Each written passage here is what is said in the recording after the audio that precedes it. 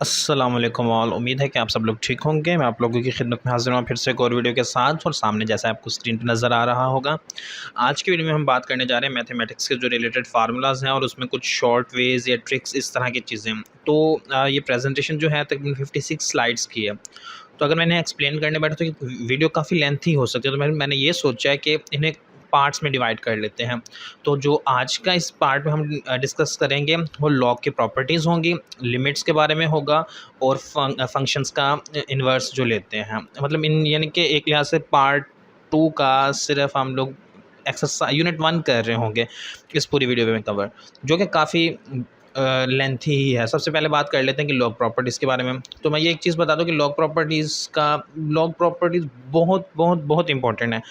Log properties से related questions हर साल ई cat में अब आ रहे हैं और कम से कम 2 से 3 या कभी कभी 4 भी आ ही जाते हैं। तो कम से कम 2-3 तो आ ही रहे हैं ना क्वेश्चन, जिससे इसका अंदाज़ा हो जाना चाहिए कि कितनी इंपॉर्टेंट है। अगर आपको ये अच्छे से अंडरस्टैंडिंग हो तो आपके 12 to 16 मार्क्स कंफर्म हो सकते हैं।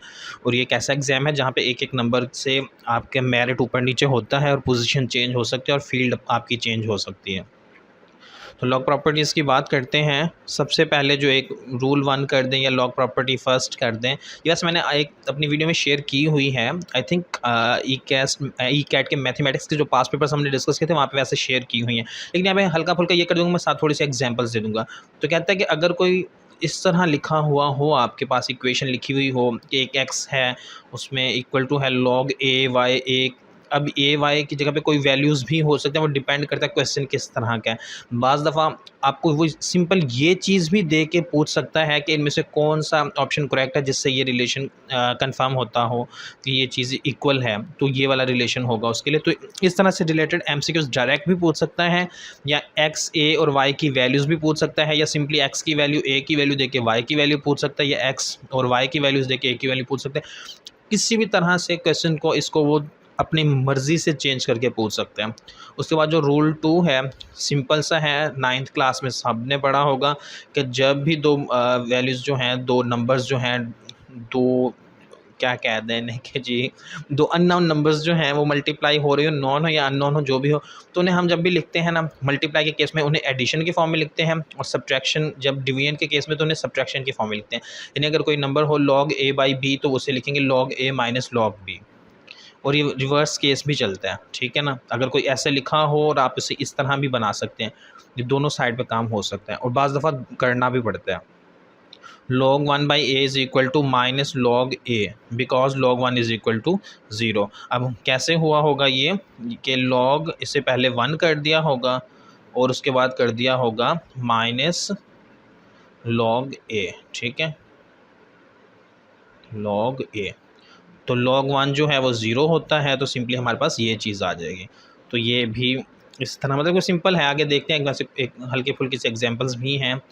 और पावर जो हो वो log के केस में शुरू में आ जाती है, बहुत कॉमन है, ये भी कॉमन है एक रूल जो आप लोगों ने अक्सर क्वेश्चंस में इम्प्लीमेंट किया हुआ है। जब पावर और बेस सेम हो तो log वो इक्वल टू 1 होता है, और आइडेंटिटी का जब लॉग लें तो लॉग से आइडेंटिटी कैंसिल हो जाती है, तो सिंपली जो ऊपर लिखी हुई होगी लॉग के साथ वैल्यू हो या अननाउन हो तो वही आ जाता है।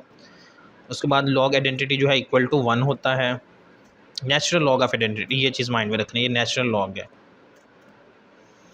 लॉग ए की पावर कह रहा है 1, तो कोई भी हो सकता है यहाँ पे नंबर।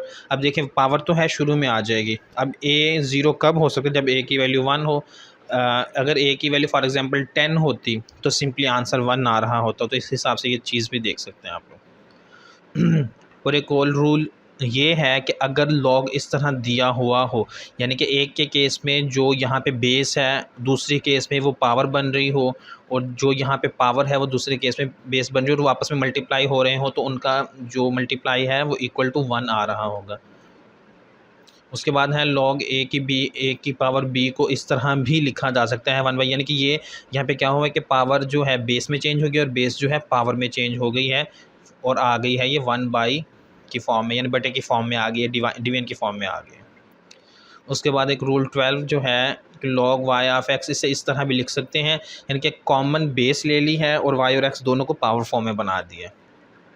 लेकिन एक चीज़ बता दूँ, जो सबसे कॉमनली यूज़ होंगे ना, जो सबसे कॉमन है वो हमारे अभी पीछे जो गुज़र गए हैं उनमें से हैं। एक तो ये मोस्ट कॉमन है, ये बहुत सारी जगहों पे यूज़ होगा, ये भी काफ़ी कॉमन है, ये भी काफ़ी क्वेश्चंस में यूज़ हो रहा होगा।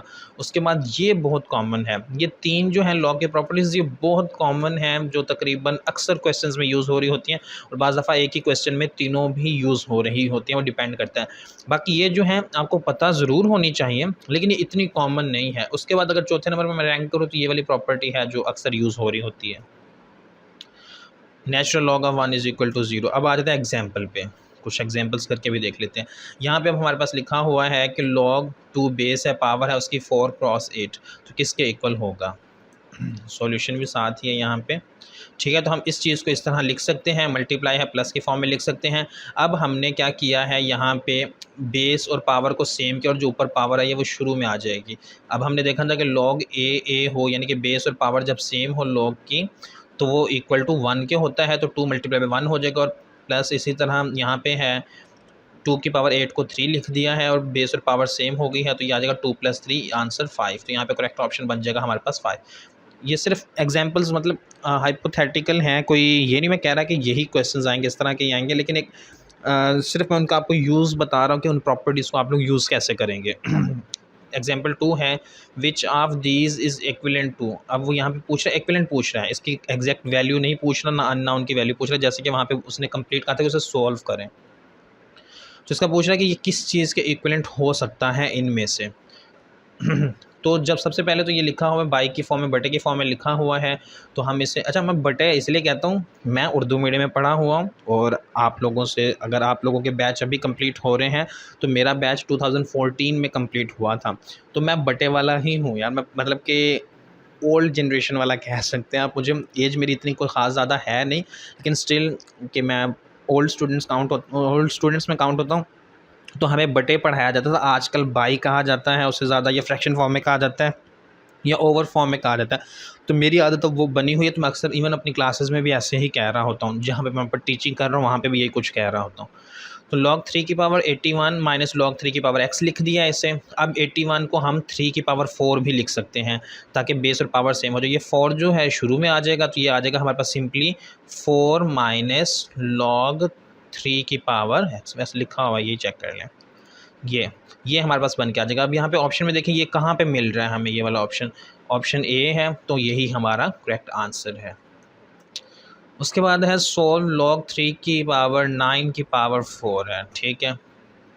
तो ये अभी जैसे हम लोगों ने किया है पीछे, सेम टू सेम है, इसमें मैं डिस्कस नहीं करता ज़्यादा, क्योंकि अब अंदाज़ा हो चुका होगा कि 9 को जो है 3 की पावर 2 लिख दिया, 2 शुरू में जाके 4 के साथ मल्टीप्लाई हो जाएगा, log 3 की पावर 3 हो जाएगा। जब पावर और बेस सेम हो तो log इक्वल टू 1 होता है उनका, तो हम सिंपली, हमारे पास आंसर आ जाएगा 8।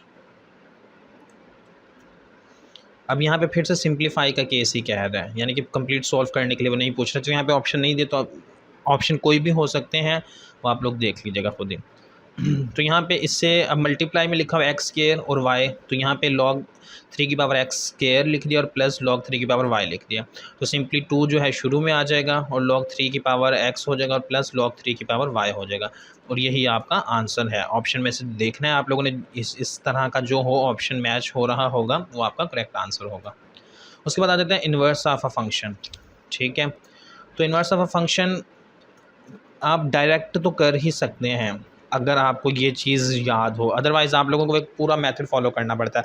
अब अगर आप लोगों ने मेरे वो ई कैट मैथमेटिक्स के पास पेपर्स देखे हुए हैं, तो आप लोगों को वहाँ पे अंदाज़ा हो रहा होगा, क्योंकि वहाँ पे मैंने कंप्लीट सॉल्यूशन शेयर किया हुआ था, ताकि उसमें बच्चों को कन्फ्यूजन ना हो। लेकिन अब मैं ये बता दूँ कि पेपर में आपको वो कंप्लीट काम नहीं दिखा होगा आप लोगों ने वहाँ पे, कितना लेंथी सॉल्यूशन हो रहा था, कि 15-16 स्टेप हो रहे थे एक क्वेश्चन को सॉल्व करने के लिए। लेकिन आपके पास एग्ज़ाम में इतना टाइम नहीं होता, तो सिंपल क्या है, जब भी लीनियर फंक्शन हो ax प्लस बी की फॉर्म में आया हुआ हो, तो आप उसका इन्वर्स डायरेक्ट ऐसे लिख सकते हैं।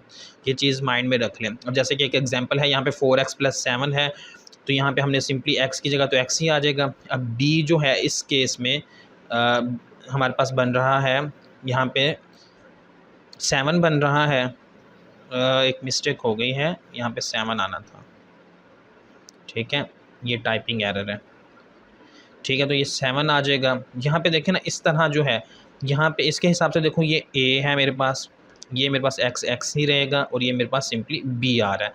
तो मैंने क्या लिखना है, X minus B divided by A. तो यहाँ पे एक्स माइनस बी, बी यहाँ पे मेरे पास इस केस में 7 है और डिवाइडेड बाई ए है तो यहाँ पे 4 आ रहा है। ये डायरेक्ट इन्वर्स आ रहा है मेरे पास। इस तरह आप करके डायरेक्ट इन्वर्स निकाल सकते हैं अगर आपको ये चीज़ याद हो। और एक केस 2 जो है अक्सर इस तरह भी आया हुआ होता है कोई फंक्शन, यानी A X plus B divided by C X plus D की फॉर्म में। तो इसका इन्वर्स जो है ये होगा D X minus B and minus C X plus A. तो ये ज़ुबानी, अगर ये चीज़ ज़ुबानी याद हो तो आपको ये क्वेश्चन अगर दिया हुआ हो तो आप उसका डायरेक्ट इन्वर्स लिख के अपना काम चला सकते हैं। अब डिपेंड करता है कि उसमें क्वेश्चन में आपको पूछा कितना हुआ है तो उस हिसाब से उसे आगे भी सोल्व करना पड़ सकता है। अगर डायरेक्ट सिर्फ इन्वर्स पूछा हुआ है तो आप डायरेक्ट उसे करके अपना टाइम बचा सकते हैं। ये कैट कम्पिटिटिव एग्ज़ाम्स की तरह होता है, इसमें कंपटीशन होता है, इसमें आप लोगों ने बाकियों के साथ compete तो करना ही होता है और आपको वक्त के साथ भी compete करना पड़ता है, यानी टाइम की भी एक रेस होती है।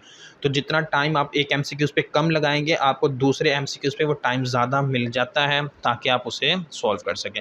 अब लिमिट की प्रॉपर्टीज़, लिमिट की बहुत सारी प्रॉपर्टीज़ हैं, ठीक है, मोस्टली सारी यूज़ नहीं हो रही होती लेकिन मैंने सारी शेयर ज़रूर की हुई हैं। तो इन्हें डिस्कस नहीं किया मैंने, इनकी एग्जांपल्स यहाँ पे नहीं दी हुई क्योंकि अगर मैं एग्जांपल्स देने बैठ जाता तो किस कदर लेंथी ये प्रेजेंटेशन हो जाती है और किस कदर लेंथी इस वीडियो बन जाती। तो सिंपली है आप ये फार्मूले सारे देख लें। फार्मूला 1 जो है कॉमनली यूज़ होता है, ज़्यादातर नहीं भी आता। फार्मूला 3 जो है कॉमनली यूज़ हो रहा होता है। खैर ये खुद ही देख लीजिएगा कि कौन कौन सा यूज़ हो रहा है, तो मैं आपके सामने सारे शेयर ज़रूर कर देता हूँ। फार्मूला 5 जो है limit N approaches to infinity, तो ए की पावर एन इक्वल टू 0 है, लेकिन शर्त क्या है कि ए की वैल्यू 0 से ग्रेटर हो और 1 से लेस देन हो। ये वाला जो है यूज़ होता है अक्सर में, ये पेपर में क्वेश्चन भी इससे रिलेटेड आए हुए होंगे, हमने पास पेपर्स में भी डिस्कस किया हुआ है। उसके बाद ये वाला भी अक्सर जगहों पे यूज़ हो रहा होती है लिमिट वाला फंक्शन, और ये वाला भी फार्मूला लिमिट वाला अक्सर जगहों पे यूज़ हो रहा होता है। उसके बाद जो फार्मूला 9 है मोस्ट कॉमन तो नहीं है लेकिन कभी कभी आ सकता है, एटलीस्ट आप लोगों ने एकेडमी के टेस्ट सेशंस में देखा होगा। लेकिन जो यहाँ पे फार्मूला 11 है ये थोड़ा सा कॉमन है, ये अक्सर जगहों पे आ रहा होता है। उसके अलावा 11 के साथ साथ ये 12 भी थोड़ा मिलते जुलते ही हैं, दोनों हल्का फुल्का सा फ़र्क है। उसके बाद जो 13 है ये कॉमन है, इसको मैं आपको बता देता हूँ कि कैसे। अक्सर आप लोगों ने बुक में देखा होगा यहाँ पे होता है sine theta divided by theta के हिसाब से, तो उस बेसिस पे है, ठीक है। तो इस तरह ये भी अक्सर आया हुआ होता है और ये पता है कि जब साइन थीटा या कोई भी फंक्शन साइन 7 थीटा हो तो बेस को आपको 7 थीटा बनाना पड़ता है ताकि वो इक्वल टू 1 है। तो 7 थीटा अगर फॉर एग्जांपल मैं इसके सिर्फ एक छोटे से एग्जांपल दे देता हूँ कि यहाँ पे मेरे पास अगर यहाँ पे है साइन 7 थीटा है फॉर एग्जांपल, मैं 7 थीटा पता नहीं मैंने देखा हुआ है कहीं पे पास पेपर्स में था तो इसलिए मैं यही लिख रहा हूँ।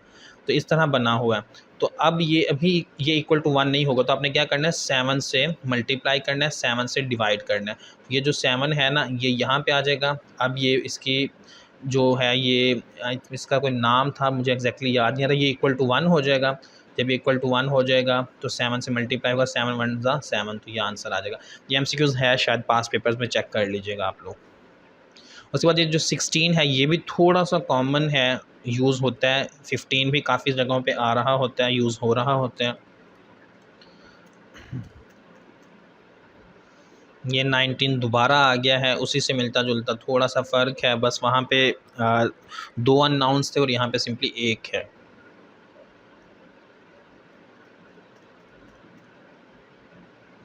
तो ये एक और आ गया है जो आ सकता है पेपर में, ठीक है। जैसे कि साइन, अब उसने दोनों क्या कर दिया कि न्यूमरेटर और डिनोमिनेटर दोनों जगह पे सेम ही ट्रिग्नोमेट्रिक फंक्शन दे दिया है, लेकिन उसकी जो आगे वाला एंगल है वो चेंज कर दिया, AX और BX कर दिया है। तो सिंपली ये इसके इक्वल आ रहा होगा।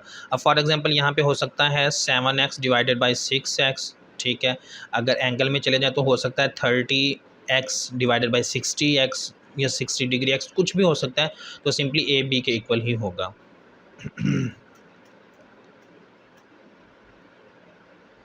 उसके बाद ये 28 जो है ये भी पास पेपर्स में आया हुआ है, आई थिंक ये बुक का भी है, अब मुझे याद नहीं है क्योंकि मैंने काफ़ी अर्सा पहले ये नोट्स कंपाइल किए थे अपने, तो ये मेरे वही नोट्स में से हैं, तो ये भी बुक में है आई थिंक। और उसके बाद ये 2 लास्ट फंक्शन हैं फार्मूलास। तो यहाँ पे हम इस वीडियो को वैसे कंक्लूड भी कर लेते हैं। लिमिट्स की मैंने आपको एग्जांपल्स मैंने बता दिया कि क्यों नहीं करवाई हुई, क्योंकि काफ़ी ज़्यादा लेंथी काम हो जाना था और मैं ज़्यादा लेंथी काम नहीं करवाना चाह रहा होता। मैं कोशिश करता हूँ कि वीडियो को शॉर्ट से शॉर्ट रखा जाए, ठीक है, फिर भी काफ़ी दफ़ा लेंथी हो जाती है क्योंकि चीज़ों को एक्सप्लेन करना पड़ता है। फिर मैंने वैसे यूट्यूब पे और भी चैनल्स देखे हैं, उनकी जो एजुकेशनल वीडियोज़ होते हैं अक्सर लेंथी होते हैं, और एजुकेशनल वीडियोज़ को आई थिंक लेंथी होना भी चाहिए। लेकिन मैं ये चाहता हूँ कि आप कम टाइम में ज़्यादा से ज़्यादा वीडियो से गेन कर सकें। तो इस तरह की वीडियोस बनाई जाएँ, शॉर्टेस्ट वे में, शॉर्टेस्ट पॉसिबल वे में बनाई जाएँ, ताकि जो चीज़ डिलीवर करनी है वो भी आप तक डिलीवर हो जाए, आपका भी काम हो जाए और आपका ज़्यादा टाइम भी ना उसमें लग रहा हो। लेकिन होनी लेंथी ही चाहिए। कोशिश करूँगा फ्यूचर में हर चीज़ को ब्रीफ तो रखूँ, लेकिन एलैबोरेट अच्छे से कर सकूँ। उम्मीद करता हूँ कि बाकी वीडियोज़ की तरह आप लोगों को ये वीडियो भी अच्छी लगेगी। अगर ये वीडियो अच्छी लगती है तो इस वीडियो को लाइक करें, इस वीडियो को अपने दोस्तों के साथ शेयर करें, चैनल को सब्सक्राइब करें और कमेंट में सजेशंस भी दे सकते हैं। और अगर आप फ्यूचर में कोई और रिलेटेड वीडियोज़ देखना चाहते हैं किसी और टॉपिक पे, तो आप लोग टॉपिक भी शेयर कर सकते हैं। इंशाल्लाह हम उस पर भी काम करेंगे और उससे रिलेटेड भी वीडियोज़ बनाना शुरू कर देंगे। Thank you so much and अल्लाह हाफिज़।